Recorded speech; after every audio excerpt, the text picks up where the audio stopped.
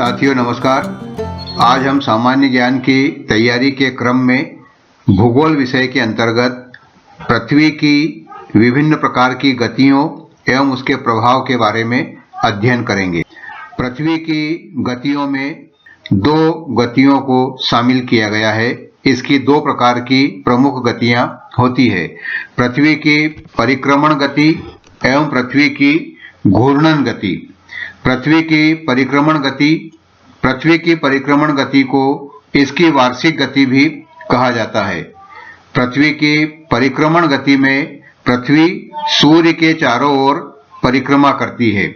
हम कह सकते हैं कि सूर्य के चारों ओर पृथ्वी परिक्रमा करती है और यह गति कि पृथ्वी सूर्य के चारों ओर भ्रमण कर रही है, यह परिक्रमण गति कहलाती है। पृथ्वी एक दीर्घवृत्तीय कक्षा या अंडाकार कक्षा में सूर्य के चारों ओर परिक्रमा करती है। इसे रिवोल्यूशन भी हम कह सकते हैं। यहाँ पर दीर्घवृत्तीय कक्षा से आशय है एक ऐसी कक्षा, सूर्य के चारों तरफ एक ऐसा पथ जो पूर्णतः वृत्ताकार न होते हुए अंडाकार है, और इस अंडाकार मार्ग में पृथ्वी सूर्य के चारों ओर परिक्रमा करती है, इसलिए इसे दीर्घवृत्तीय कक्षा कहा गया है। पृथ्वी पर दिन और रात का छोटा बड़ा होना पृथ्वी की परिक्रमण गति के कारण ही होता है। पृथ्वी पर ऋतु परिवर्तन होने के लिए भी पृथ्वी की यही परिक्रमण गति ही उत्तरदायी है, अर्थात परिक्रमण गति के कारण ही पृथ्वी पर ऋतुओं में परिवर्तन होता है। पृथ्वी को सूर्य की एक परिक्रमा पूर्ण करने में 365 दिन, 5 घंटे, 48 मिनट और 46 सेकंड का समय लगता है। 365 दिन, 5 घंटे, 48 मिनट और 46 सेकंड का समय पृथ्वी को लगता है सूर्य की एक पूर्ण परिक्रमा करने में। यह अवधि एक सौर वर्ष कहलाती है, अर्थात वह समय या वह अवधि जिसमें पृथ्वी सूर्य का एक पूरा चक्कर लगा लेती है, उसे हम एक सौर वर्ष कहते हैं या सोलर ईयर कहते हैं। सामान्यतया एक वर्ष 365 दिन का होता है। पृथ्वी को सूर्य की परिक्रमा करने में 365 दिन से अतिरिक्त लगने वाला यह समय, अर्थात 5 घंटे, 48 मिनट और 46 सेकंड यानी लगभग 6 घंटे का समय प्रत्येक चौथे वर्ष जोड़कर पूरा एक दिन। प्रत्येक वर्ष का 6 घंटे 4 वर्ष में इकट्ठे उनको जोड़कर 24 घंटे माना गया और 24 घंटे का एक दिन रात बढ़ा दिया जाता है। इस कारण प्रत्येक चौथा वर्ष 366 दिन का होता है। सामान्यतः प्रत्येक वर्ष 365 दिन का होता है, लेकिन वह वर्ष जिसमें हम 4 का भाग दे सकें, जैसे 2020, इसके पूर्व 2016 था, या 2024 का जो वर्ष आएगा उसमें 366 दिन होते हैं, और प्रायः यह फरवरी माह में 28 के बजाय 29 दिन की फरवरी वाला वर्ष होता है। इस प्रकार चौथे वर्ष को लीप वर्ष भी कहा जाता है।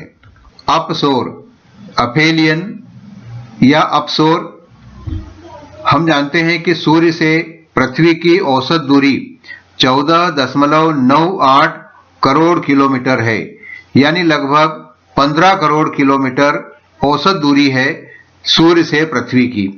पृथ्वी की सूर्य की दीर्घवृत्तीय कक्षा में परिक्रमा के दौरान जब पृथ्वी सूर्य से अधिकतम दूरी पर होती है तो इस स्थिति को अपसौर कहते हैं। साथियों, हम जानते हैं कि पृथ्वी जब सूर्य की परिक्रमा करती है तो वह पूर्णतः वृत्ताकार कक्षा में नहीं घूमती है, वरन इसके स्थान पर एक अंडाकार कक्षा में पृथ्वी सूर्य की परिक्रमा करती है।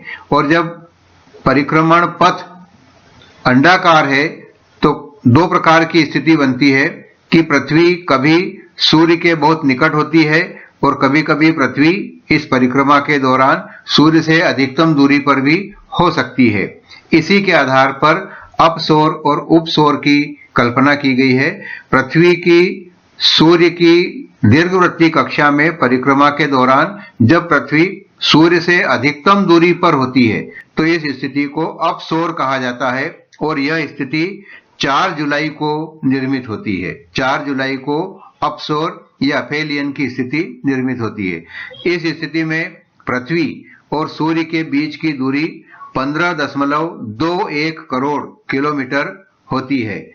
हमने ऊपर अभी देखा है कि पृथ्वी की सूर्य से औसत दूरी 14.98 करोड़ किलोमीटर है और इस स्थिति में अपसौर की स्थिति में जो 4 जुलाई को बनती है, पृथ्वी सूर्य से अधिकतम दूरी पर होती है और वह दूरी होती है 15.21 करोड़ किलोमीटर। उपसौर पेरिलियन, सूर्य से पृथ्वी की औसत दूरी 14.98 करोड़ किलोमीटर है।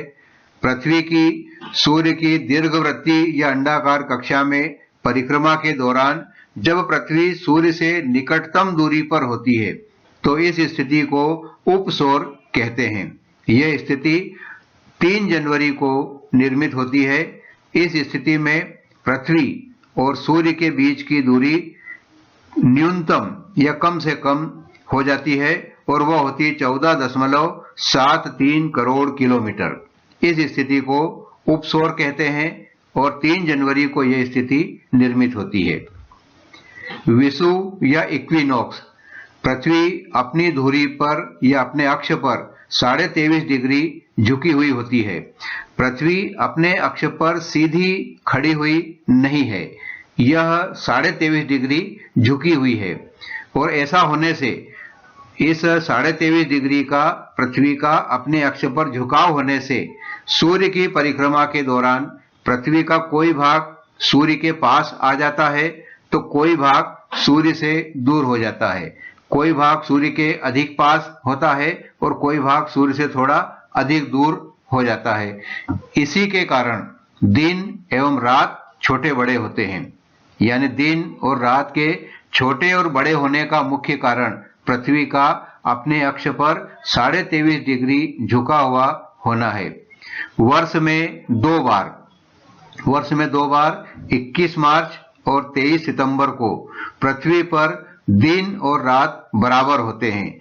जितनी अवधि दिन की है उतनी ही अवधि रात की होगी और दोनों बराबर होंगे। यह स्थिति वर्ष में 2 बार बनती है, 21 मार्च और 23 सितंबर को। और जब दिन और रात की अवधि समान होती है तो उसे हम विषुव या इक्विनॉक्स कहते हैं। 21 मार्च को जो इक्विनॉक्स बनता है या विषुव बनता है उसे बसंत विषुव कहते हैं और 23 सितंबर को बनने वाले विषुव को हम शरद विषुव कहते हैं, क्योंकि ये क्रमशः बसंत ऋतु और शरद ऋतु के ये तिथियां आती है। 21 मार्च बसंत विषुव, 23 सितंबर शरद विषुव। अयनांत या संक्रांति, अयनांत वे तिथियां हैं जिनमें दिन और रात की अवधि में अंतर होता है और ये 2 प्रकार के अयनांत होते हैं, उत्तरी अयनांत या ग्रीष्म अयनांत या कर्क संक्रांति। उत्तरी अयनांत या ग्रीष्म अयनांत या कर्क संक्रांति और दूसरा दक्षिणी अयनांत या शीत अयनांत या मकर संक्रांति।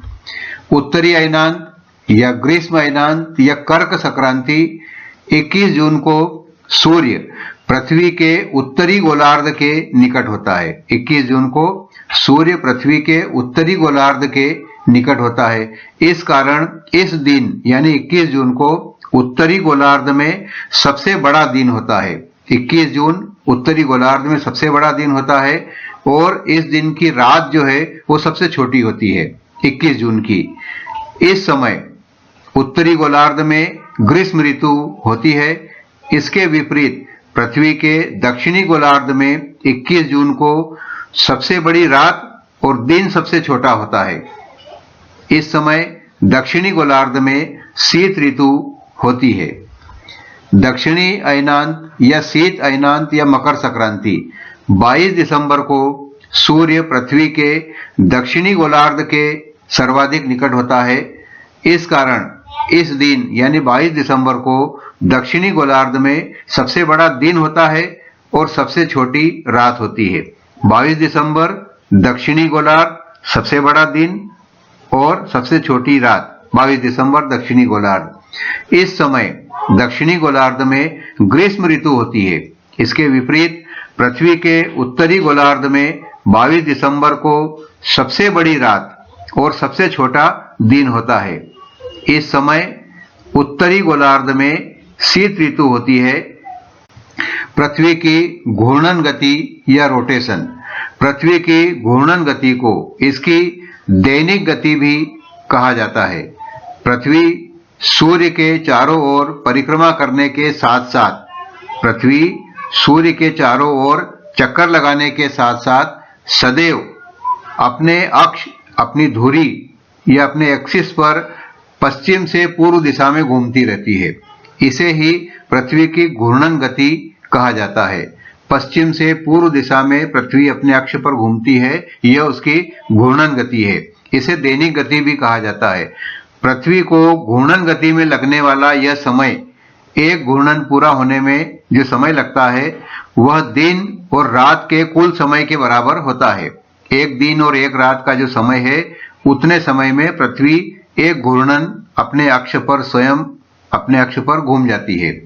पृथ्वी को अपने अक्ष पर पश्चिम से पूर्व दिशा में एक पूरा चक्कर लगाने में 23 घंटे 56 मिनट और 4.091 सेकंड लगते हैं। 23 घंटे 56 मिनट और 4 सेकंड लगते हैं एक घूर्णन में।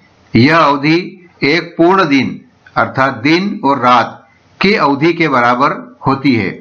पृथ्वी की घूर्णन गति से पृथ्वी पर दिन और रात होते हैं।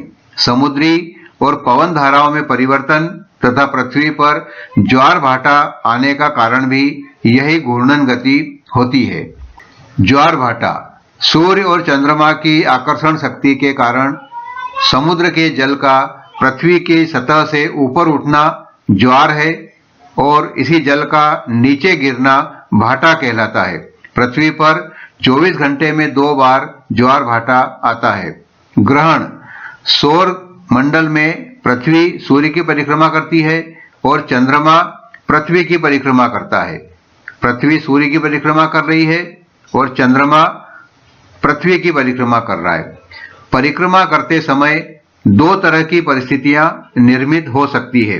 इनके आधार पर ग्रहण के भी 2 प्रकार, चंद्र ग्रहण और सूर्य ग्रहण को हम जानते हैं और खगोल शास्त्र में इनकी मान्यता है।